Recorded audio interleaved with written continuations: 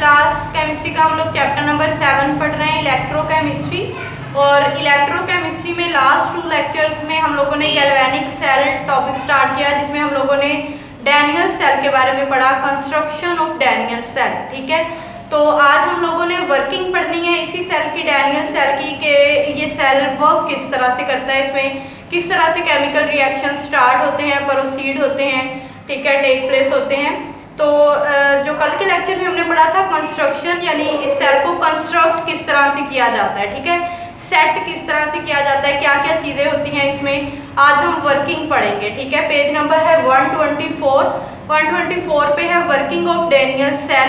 ये एक Daniel cell है और हम लोगों ने पढ़ा था कि ये जो गैल्वेनिक सेल होता है यानी डैनियल सेल, ये 2 हाफ सेल पे मुश्तमिल होता है। वैसे ओवरऑल इसको हम एक सेल कहेंगे, यानी गैल्वेनिक सेल या डैनियल सेल, लेकिन इसमें 2 हाफ सेल्स होते हैं। ठीक है, और हम लोगों ने पढ़ा था कि इस वाले हाफ सेल में जिस मेटल का इलेक्ट्रोड होगा, यानी ये मेटल्स की रॉड होगी, ये उसी मेटल के सॉल्यूशन में डिप की हुई होगी।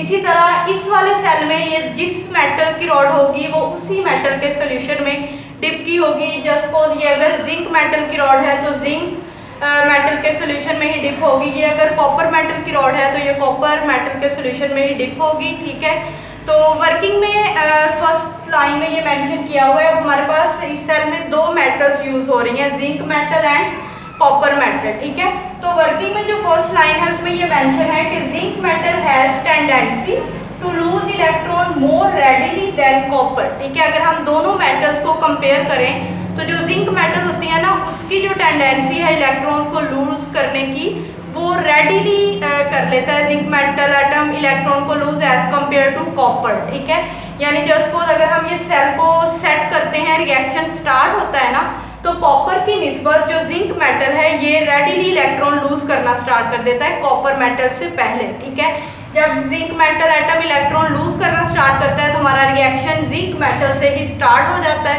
ठीक है, तो इसलिए यानी जिंक मेटल और कॉपर में से जिंक की टेंडेंसी है रेडिली इलेक्ट्रॉन लूज कर देना, मेटल एटम की टेंडेंसी होती है कि वो रेडिली इलेक्ट्रॉन लूज करते हैं और पॉजिटिव चार्ज कैरी करते हैं, इसलिए उनको हम इलेक्ट्रोपॉजिटिव कहते हैं। तो इस सेल में जब ये zinc metal atom electron lose करके जिंक आयंस में कन्वर्ट हो जाता है, जिंक एटम था, इसने 2 इलेक्ट्रॉन लूज किए एट अ टाइम। ठीक है, तो ये जिंक आयन में कन्वर्ट हो गया। इस तरह से zinc metal atom electron lose करके जिंक आयंस बन के इधर नीचे सॉल्यूशन में आते जाते हैं, और ये वाले जो इलेक्ट्रॉन्स होते हैं ये इस वायर के जरिए, ठीक है, इस सर्किट से होते हुए दूसरे इलेक्ट्रोड की तरफ मूव करते हैं।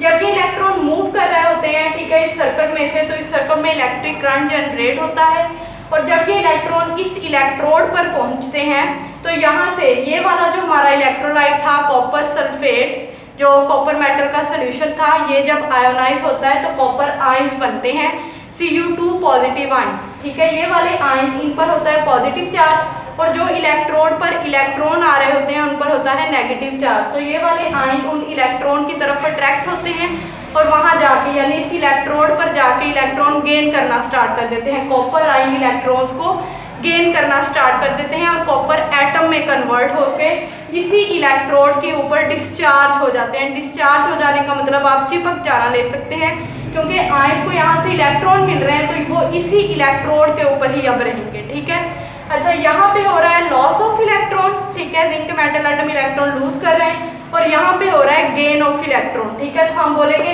इस हाफ सेल में हो रही है ऑक्सीडेशन, यानी जिंक मेटल एटम लूज कर रहे हैं इलेक्ट्रॉन, तो लॉस ऑफ इलेक्ट्रॉन को हमने ऑक्सीडेशन कहा था। और इस हाफ सेल में कॉपर आयंस गेन इलेक्ट्रॉन, ठीक है, यानी गेन ऑफ इलेक्ट्रॉन हो रहा है, तो इस हाफ सेल में जो केमिकल रिएक्शन हो रहा है उसको हम बोलेंगे रिडक्शन। ठीक है, तो ये जो पूरा प्रोसेस मैंने आपको बताया है, मेटल का इलेक्ट्रॉन लूज करना और कॉपर आयंस का इलेक्ट्रॉन गेन करना, इन तमाम को उन्होंने इक्वेशंस के जरिए यहाँ पे मेंशन किया है।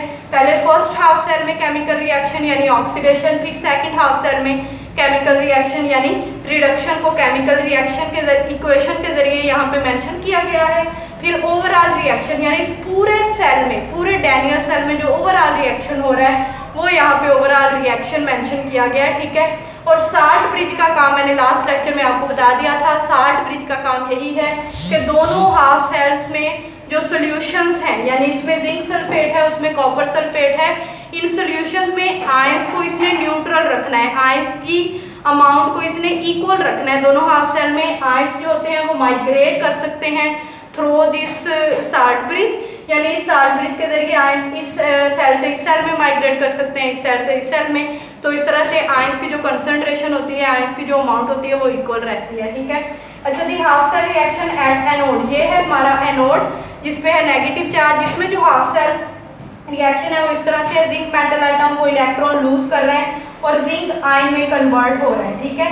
एक टाइम में zinc metal atom 2 electron lose करते हैं तो इस पर 2 पॉजिटिव चार्ज आता है, ठीक है। अच्छा जी, जो दूसरे हाफ सेल में रिएक्शन हो रहा है, half cell reaction at cathode, cathode पे कॉपर आयंस जो है वो इलेक्ट्रॉन्स को गेन कर रहे हैं और कॉपर एटम में कन्वर्ट हो रहे हैं। यहाँ पे जिंक के साथ स्मॉल एस है, स्मॉल एस का मतलब जो मेटल आइटम होते हैं वो सॉलिड होते हैं, मेटल्स सॉलिड होती हैं, जैसे आयरन लोहा की एग्जांपल ले लो आप, सॉलिड स्टेट में एग्जिस्ट करता है। इस तरह तमाम मेटल्स जो होती हैं वो सॉलिड स्टेट में, लेकिन जब ये आयंस में कन्वर्ट होकर नीचे सोल्यूशन में आ गए तो अब वो एक्वस फॉर्म है, यहाँ पे AQ मेंशन है, ठीक है।